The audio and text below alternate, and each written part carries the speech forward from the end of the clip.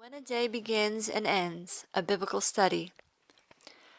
Modern culture teaches a day is a 24-hour period of time that begins at midnight. Jewish tradition teaches it as a 24-hour period of time that begins at sunset. But what does the Bible say? In this presentation, I'm going to cover the biblical definition of day, how long the day lasts, when the day begins, and why this matters. First, the definition. According to Genesis 1 through 5, we read, "In the beginning, God created the heaven and the earth. The earth was without form and void, and darkness was upon the face of the deep. And the Spirit of God moved upon the face of the waters. And God said, 'Let there be light,' and there was light. And God saw the light that it was good. And God divided the light from the darkness. And God called the light day, and the darkness he called night." The words divided and from in this passage are badal, bane. We see these words show up together in 12 other verses throughout the Old Testament. And it's very interesting to see what other items are divided between or divided from each other. Genesis 1, 6, and 7 refers to the waters above being divided from the waters below. Genesis 1:14 talks about the lights being put in the heavens to divide the day from the night. And then we see again in verse 18 that the light is divided from the darkness. Then in Exodus 26:33, we see the holy place is divided from the most holy place. And in Leviticus 10:8 through 11, Ezekiel 22:26, and chapter 42:20, we see the holy is divided from the profane, and the clean is divided from the unclean.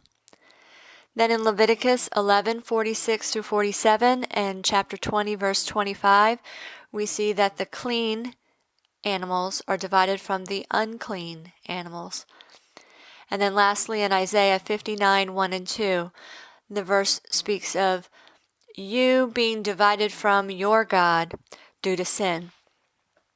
So, given this, the phrase badal bane, it seems to me that the light being divided from the darkness, they're very distinctly separated. And so here we have the definition. God called the light day, which is separate from the darkness, which he called night. Now we see later on the fourth day of creation that Genesis 1:14a says, "And God said, 'Let there be lights in the firmament of the heaven to divide the day from the night.'" And then verse 16 tells us, "And God made two great lights, the greater light to rule the day, and the lesser light to rule the night. He made the stars also." In Psalm 136, 7 through 9, it says, "To him that made great lights, for his mercy endureth forever, the sun to rule by day, for his mercy endureth forever, the moon and stars to rule by night, for his mercy endureth forever." So here we see that the greater light is identified as being the sun, and the lesser light is identified as being the moon. And I think this is important because we see that there are two separate domains. There is the day and the night, and then each domain has particular lights designated to rule over those domains. Now the question is, how long does a day last? Now Jesus answered in John 11:9 through 10, "Are there not 12 hours in the day? If any man walk in the day, he stumbleth not, because he seeth the light of this world. But if a man walk in the night, he stumbleth, because there is no light in him." This passage, first of all, I want to point out the second verse, talking about the day versus the night. He is obviously using the day and the night as being like an object lesson. He's trying to to teach them a lesson. He's kind of speaking in a parable, and he's using the aspect of the defining aspect of a day being that that is the light, whereas the night is darkness or has no light. Now, getting back to the first part of the verse, or the first verse, saying, "Are there not 12 hours in the day?"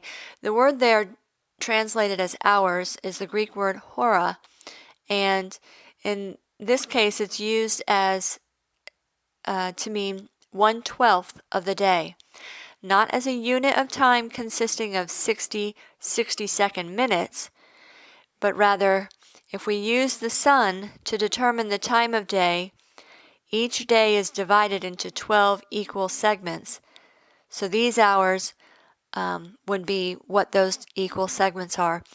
Now, they're not fixed from day to day. They vary in length throughout the year. So in the summertime, when the days are longer, when the light is longer than the darkness, and you divide that light up into 12 equal segments, each of those segments are going to be longer than if you were to pick a day in the middle of the winter when the light is a lot less than the darkness.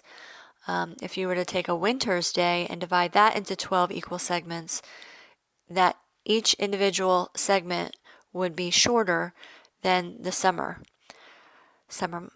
months. Okay, so now in our a 24-hour period in our cultural understanding includes the 24 60-minute hours, and it's generally understood to be about the time it takes the sun to return to the same point in the sky from one day to the next.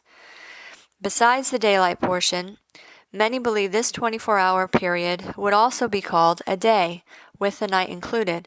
But according to the Bible, day and night are distinctly separate. So this time period, this 24-hour period in the Bible, would be called day and night, or night and day. That's what that would be. It would not just be day. So for an answer to how long does a day last, it lasts for 12 hours. And basically the 12 hours are just the daylight, the light that you see broken up into 12 equal segments. Now I'm going to a couple examples here of day and night being used in Scripture. And in Genesis 7:4, it reads, "For yet 7 days, and I will cause it to rain upon the earth 40 days and 40 nights, and every living substance that I have made will I destroy from off the face of the earth." Here with this passage, with the passage of time, as in this example where it says, "For yet 7 days," the nights are understood to fall between, so there's no need to mention them.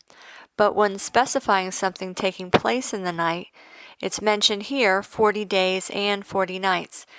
So it's talking about it raining, and if it had just said that I'll cause it to rain for 40 days, one might think that, oh, well, it rained all day and then stopped, and then the next day it rained again and stopped and then rained again. But the fact that it says that it rained for 40 days and 40 nights makes it clear that it's talking about it rained consistently, day and night, day and night, day and night, continually. Okay, another example, in Exodus 34:28, we see it says, "And he was there," talking about Moses, "with the Lord 40 days and 40 nights. He did neither eat bread nor drink water, and he wrote upon the tables the words of the covenant, the 10 Commandments." So here again, using 40 days and 40 nights makes it clear that he was there continuously, day, night, day, night, day, night, all day, through the night, through the day, through the night, and so on. Rather than if it had just said 40 days, then one might think, oh, he was there, he went up one day, came down, then went up there another day, came down. But this is making it clear that no, he was there for day and night. And another verse in Jonah 1:17 says, "Now the Lord had prepared a great fish to swallow up Jonah, and Jonah was in the belly of the fish 3 days and 3 nights." An example of day being used figuratively, in Joel 2:2, it says, "A day of darkness and of gloominess, a day of clouds and of thick darkness, as the morning spread upon the mountains, a great people and a strong. There hath not been ever the like, neither shall be any more after it, even to the years of many generations. So here we see day is being used figuratively as a period of time, and notice how it's being called darkness. And it's identified as there's not going to be any other day like that. Never was and never will be. And the fact that it's understood that the day is normally light. So in this case, it's being referred to as a day of darkness, a thick darkness, to make a point. Then in Joel 2:31, it says, "The sun shall be turned into darkness, and the moon into blood, before the great and the terrible day of the Lord come." So here again, we've got the sun identified with the day, and again, I believe the day used here is figurative, just referring to a period of time, not necessarily from morning until, just one individual day.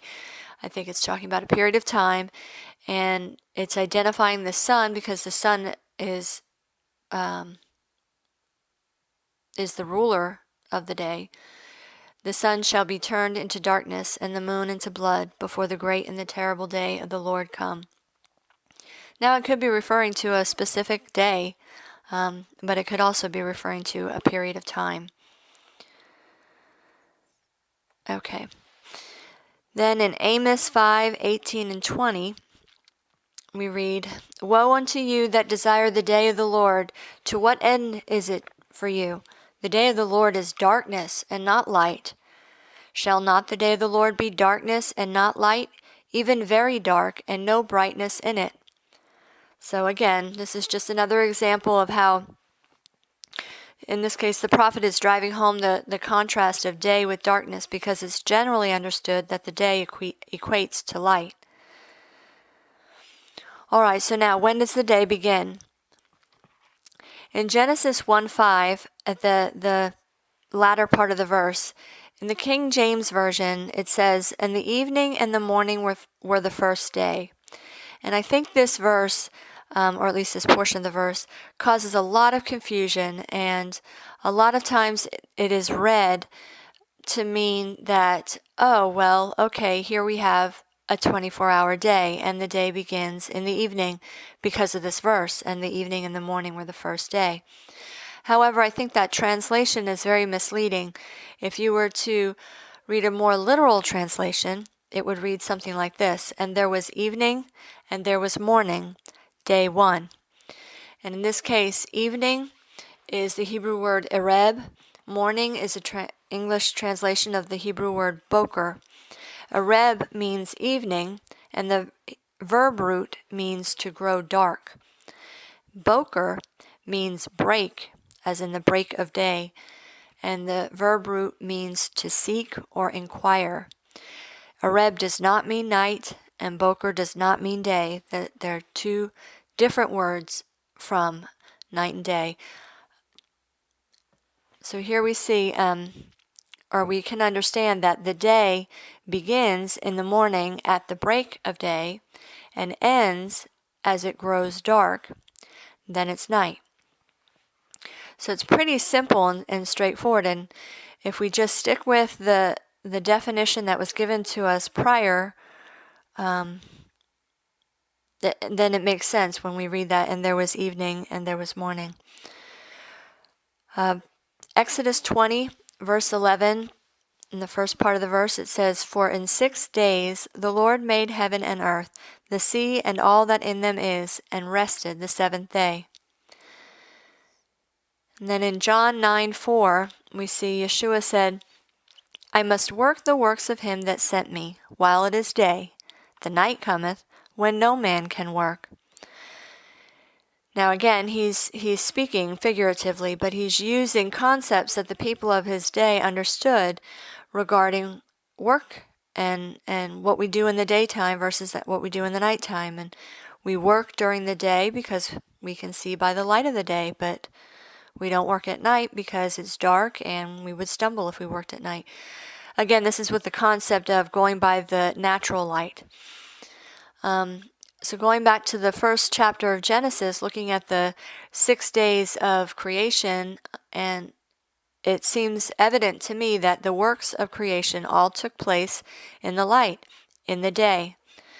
First we see God said, "Let there be light," and there was light, and he called that light day. And there was evening, it grew dark. He called the darkness night. And there was morning, the break of a new day. So the day begins at the break of day and ends when it grows dark, then it's night.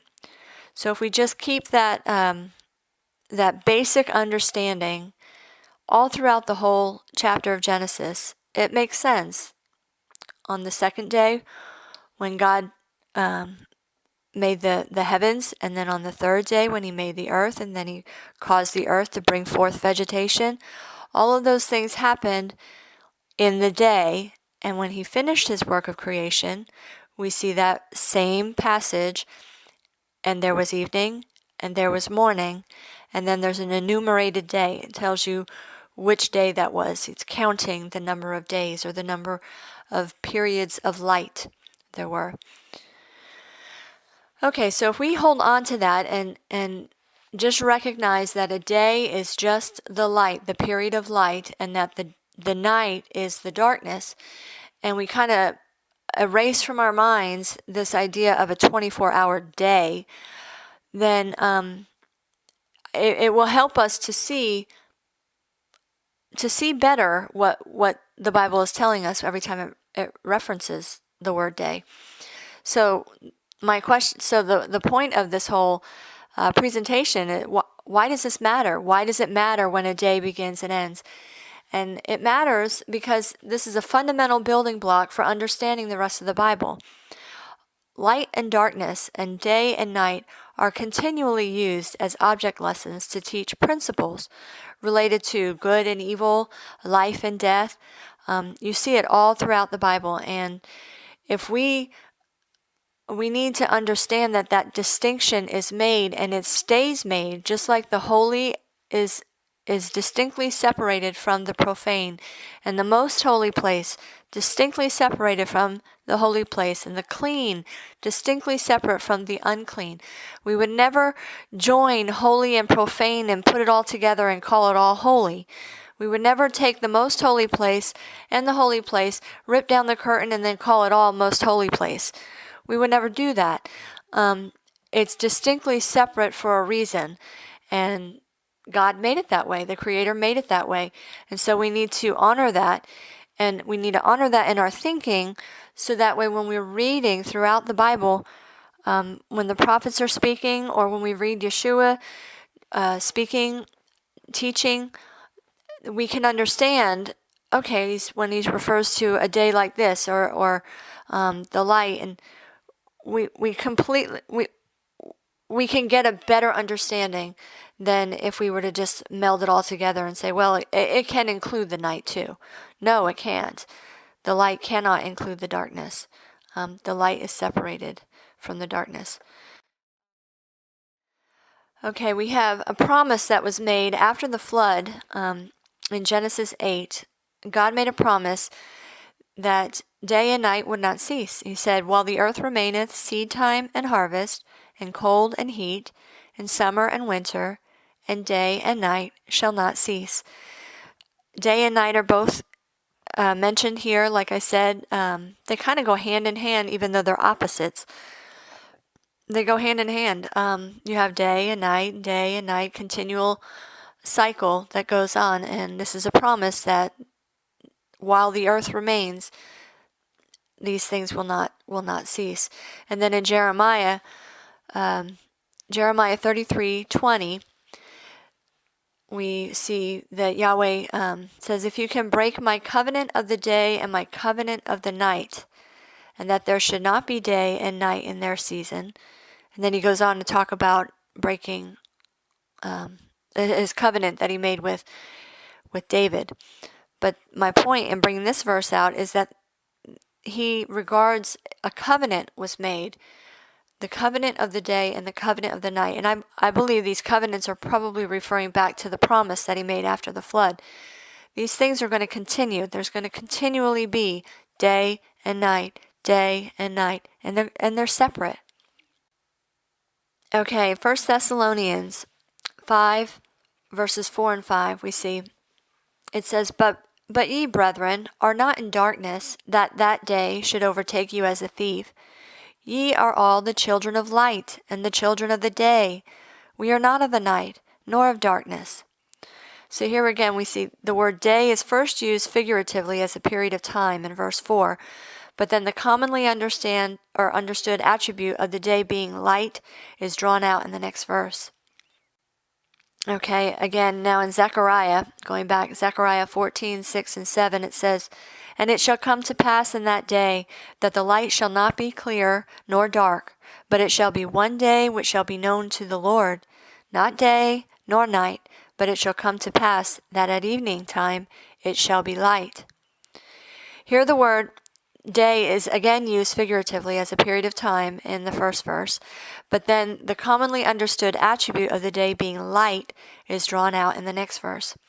So my whole point in bringing up these passages is to demonstrate that, why this matters. It matters that we keep the day and the night separate, that we understand that there is purpose in the day and night being separate, and it's used continually as an object lesson to teach us about light and darkness, to teach us about good and bad, life and death, and so forth. Another reason why this matters is that when you understand the day as a basic unit of time, it brings clarity to calendar confusion surrounding Yahweh's appointed times, particularly the Sabbath day, Passover, the Feast of Unleavened Bread, and the Day of Atonement. I'll cover these particular points in depth in a separate presentation, but I will just point out here that if we apply the definition of light, where we see mentions of day appearing in Scripture referring to these appointed times, and we hold fast to the darkness being the night and distinctly separate from the day, the questionable references are easily resolved. So if we just remember, the day begins in the morning and comes to a close when it becomes dark in the evening, and then it's night. Very simple. And the Sabbath day, we first hear mention of the Sabbath day in Exodus 16. I think it lays out very beautifully the process with all of the elements of evening and morning and night and day. If you keep the understanding of what those words mean, it makes sense going forward. And then in Exodus 12, we read about the Passover event with the plague of the death of the firstborn, and then the Feast of Unleavened Bread, and what is expected of the Israelites to remember the Feast of Unleavened Bread and the days that they're supposed to remember. And like I said, I'll cover this more in a different presentation. And then the Day of Atonement, we first read about that in Leviticus 16, where it talks about the high priest going into the most holy place only one time in the year for one day, and it's on the Day of Atonement, and explains all that goes on that day, but it specifically tells you that it happens on the 10th day of the 7th month. And again, if we keep that in mind, a day begins in the morning and comes to a close when it becomes dark in the evening, and then it's night, then all of this will make a lot more sense. There's the word day in Hebrew is yom, and the Strong's number is H3117, and that word shows up 2,239 times in the Old Testament. And I would recommend, now of course it's used pretty generically, just talking about the first day of the year or the third day of the month and so forth, but the word day is also used in other instances as well. And I would recommend going through, when you have time or the next time you're sitting down to study this out, look at that word, again, Strong's number H3117, and see where it all appears in the Old Testament, and reread as many of those mentions as you can with this stricter definition of the light in mind, and see what you see. So that pretty much sums up my this presentation that I wanted to share. The bottom line is to answer the questions that we started with, the day begins in the morning and it ends at dark. And a key verse that I like to hold on to is Genesis 1:4. And God saw the light, that it was good. And God divided the light from the darkness. And I see this played out all throughout Scripture. So what we need to do is we need to make sure that we do not put together what God has separated. Only the light is called day. And that's it. Thank you very much for listening. If you have any questions or comments that you'd like to share with me, I am at Messyanic.com. You can email me at Carrie, Carrie, at Messyanic, that's spelled with a Y, Messyanic.com. Or visit Messyanic.com for more information on this kind of subject, anything related to the day, and see some of the other things that I've been talking about. I hope that helps. Thank you very much, and have a nice day.